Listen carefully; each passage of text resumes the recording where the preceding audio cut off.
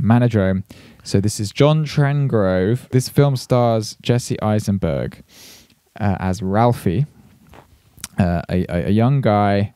That's your name. That's my name as well. A young guy who is having his masculinity confronted. He goes to the gym a lot. He's trying to bulk up. He has a wife or a girlfriend who's heavily pregnant, and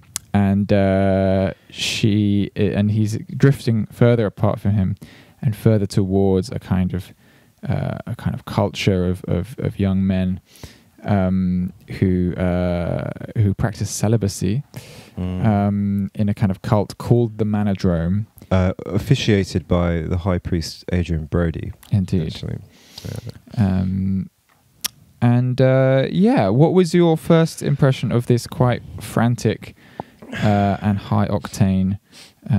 We're going high octane. I mean, piece. So I think there's a story tradition of spinning out and spiraling in American cinema. Obviously, we were talking earlier about Falling Down, and I think often these films try to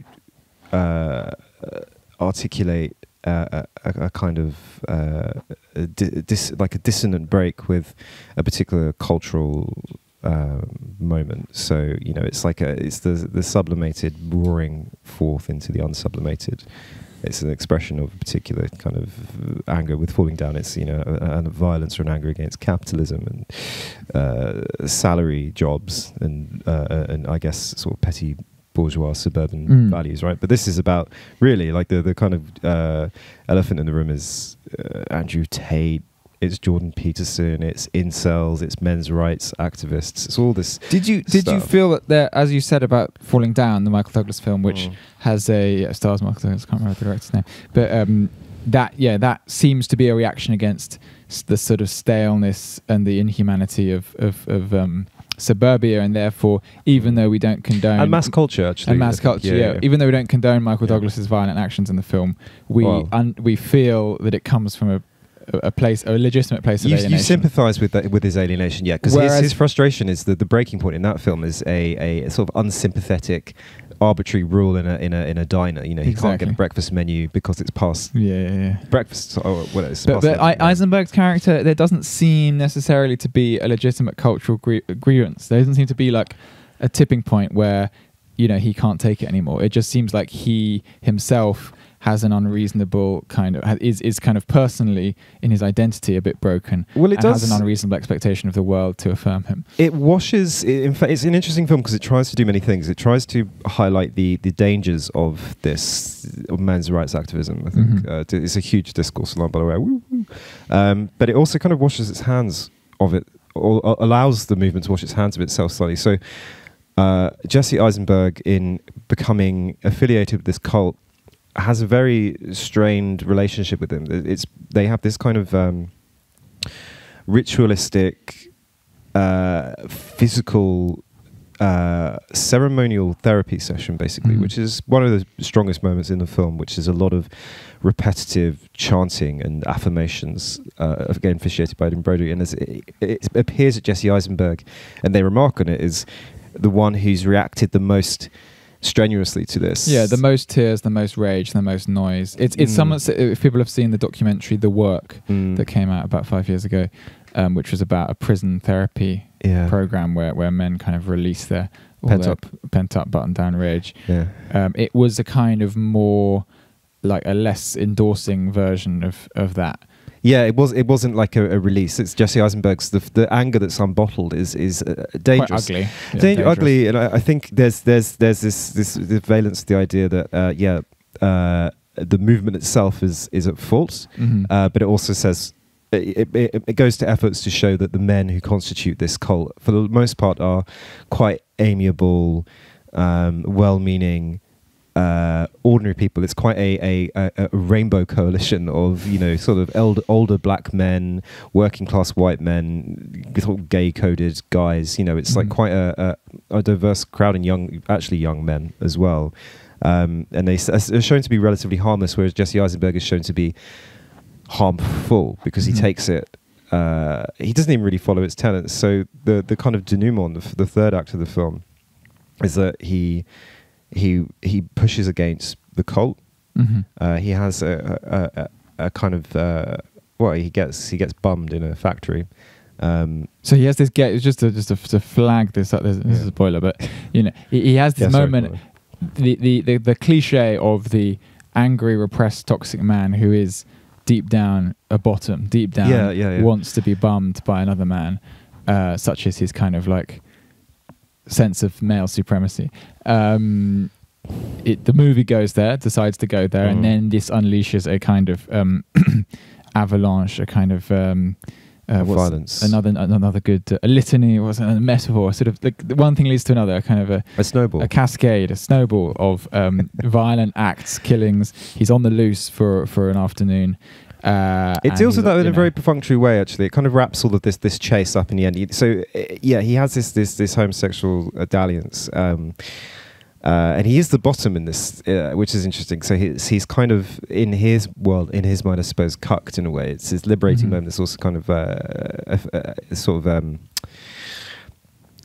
emasculating him in a way. Yeah. And I think, he has this gun, which is gifted to him by the cult leader. And then therein is a potted idea that maybe it's not the people who follow the movement, but the leaders who are responsible for the actions of effectively brainwashing members. Yeah, because he and in a sense he takes their advice too literally. So the idea of the cult is that you tell these people no one's ever valued you in your life, but we do value you because you are actually you have this inner power, and it's weird actually because a lot of cults actually don't really tell people that in a different way, where they're still subordinate to the leader.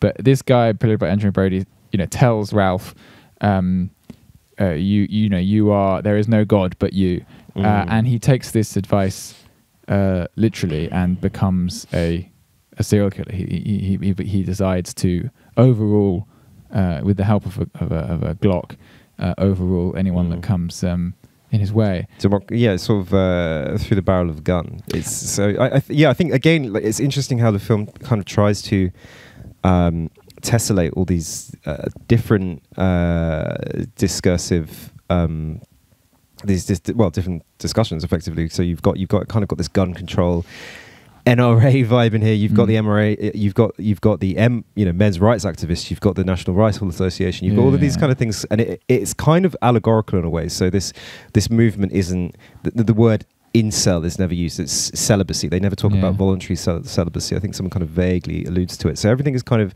abstracted from real political scenarios. It's obviously referencing actual shootings that have happened in the United States that have been linked to incels. There's obviously no evidence that there is some sort of voluminous cult in a way. Yeah, it's an abstracted kind of amalgamation of various phenomena that we have been thinking about in the last 10 years with regards to masculinity. Yeah, so it's like a state of the art. It's like a state of the nation address about these particular, masculinity now and the far right. But again, it's like it's a bit of it's a sloppy mess. It's a hot mess in a lot of ways. Like I think there are some interesting, and maybe this will be a theme we'll come back to in a way. But within, let's say, modern or contemporary art house filmmaking, a sign of an okay film is that you can see the outlines of better films within it. Yeah, and I could snap off from exactly. It and I think there were moments that were promising. I think there were certain formal qualities, and maybe in the case of a Hollywood film or even a Hollywood indie film, this just means that they had a great colorist and a great cinematographer. But it looks good. It does have a nice palette to it, and the shots and the editing. I was pretty engrossed by all that stuff. I thought it didn't linger. I don't mean in a slow cinema way, but it clearly didn't linger enough on some of the set pieces it had to hand. It knew how to I think draw out the oppressiveness of these kind of American extra urban spaces in a way. So there's malls, there's their kind of gross apartment. There are gyms, dark, harshly lit gyms. There's neon. There are parking garages. There are motorway intersections. There are kind of convenience stores. that's the for the most part that is the urban environment which this film Yeah, plays and that out. was very well evoked. It was impressive, and I think there's also this great physical element as well. So Jesse Eisenberg for this role really beefed up in an excellent way, in a kind of like slightly almost grotesque. It was like a grotesque in a way. Like his bulking was uneven, and it was almost like this uncoordinated thing. His body, he wears these kind of poorly fitting clothes. He doesn't have like the glossy muscular beauty of like, you know, and like pumping iron, Arnold Schwarzenegger, all the kind of 80s sex that's associated with, and the homoeroticism that's associated with, like, you know, bodybuilding. He's actually quite an ugly. It's an ugly body that he inhabits in this film, and yet there's this kind of as he did with Mark Zuckerberg when he played him in The Social Network. You know, he still has that enigmatic and striking quality as a performer. I mean, I do think in the context of just, I don't like to to frame things in terms of actors very often, but in the context of the performance art career of Jesse Eisenberg, you know, his range is pushed really well in this film. Yeah, I think so. And I admired his performance. I also admired the performance of Odessa Young, who plays the very sympathetic girlfriend. The problem with this film, of course, is that it is telling you what to think, and it is creating a very simple equation. That it's almost like it's saying, if someone you know starts saying these sorts of things, that means they are going down this road. And what happens when you go down this road? It's a cautionary tale. Exactly. Yeah. What happens when you go down this road, when you touch this circuit board or this pylon, is that you frazzle to death. You described it as like almost like a kind of industrial safety video. Exactly. Yeah. And that is that, and then you could sort of tell that by the publicity around the film. Although I had a very open mind when it started, because there were these kind of qualities of a thriller, and I think, you know, this is maybe something that Hollywood has kind of lost touch with, is the ability to just rely on the beauty of procedure. Which brings us, if we're ready, actually, we're not quite ready yet, because I think in terms of you know, we've kind of, you know, we're going to spoiler these films anyway, of course. So obviously, you know, if you don't want them spoiled, you know, turn away. But at the end, after his kind of shooting rampage, he has this kind of Damascene moment where he seeks shelter in an old people's home. And he's comforted by this enormous giant of a man who tells him this very moving story about a Middle Eastern guy. Yeah. Sasha. And then this is like, as it were, the father figure that he's longing for, and he falls asleep in his lap as the man sings to him. And it's very moving, but it's a very lumpen finale to the film, to try and give some sense of salvation. And it kind of, again, it tells you, it's a very closed loop in a way. Why do directors feel the need to create that sense of closure? It's because it's catharsis in a way. It's saying there's this bad thing, these bad people are out here wielding enormous, uncontrolled power. But if you just show them a bit of love. If you show them a bit of love. But we all know it's more complicated than showing love, you know. It's too neat, because sometimes there are some people you show them love, and then, you know, that you can never show them enough love. They will always... Black holes that swallow. Yeah. So, but I mean, even that, I there's no message I would want to drive for. This is the problem with these films, is that they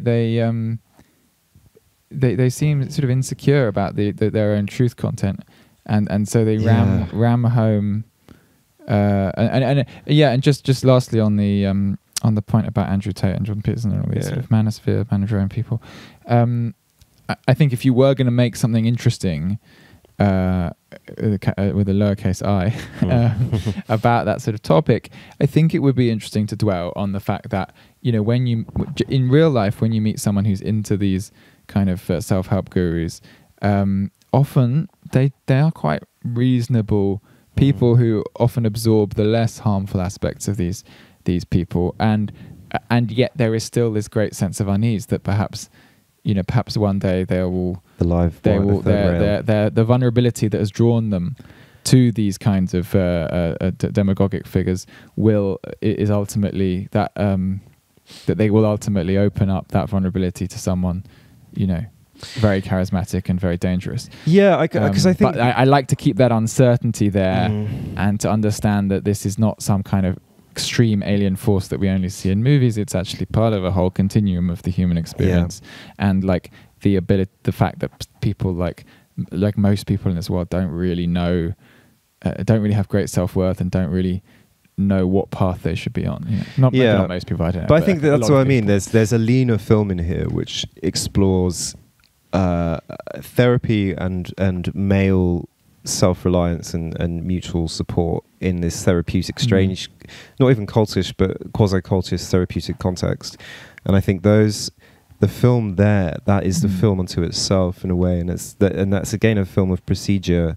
It's a film of I think duration as well. I would like to have seen that element of the film expanded and rounded out, rather than using Jesse Eisenberg as this kind of allegorical sort of Canterbury Tales character who moves through these different social stations. There were moments when it obviously this is going to be a theme of MovieTube anyway, but it's going to be a theme of this episode probably. This trip in Berlin. Sorry, I'm just unwrapping an orange. Go for it. The scent of the citrus will permeate through the sound waves, I'm sure. Yeah. There were moments where it felt almost like Jeanne Dillman or something, where it had this strange structural quality of. And those were the moments where you were just looking a lot at the main character and observing him in these different situations, and because his performance was very compelling, it worked. And I just regret that it didn't that it didn't sort of push that zone more. It was a bit like in the way that Léa Seydoux in France by Bruno Dumont. You know, you just get to watch her on screen a lot. And therefore, her performance, it makes it an actor's film, but that's perfectly fine when the actor can carry. Well, this was a lot of action. Yeah, first and foremost, this was a sort of role expanding. It was, but unfortunately, it was trying to take on far more than that.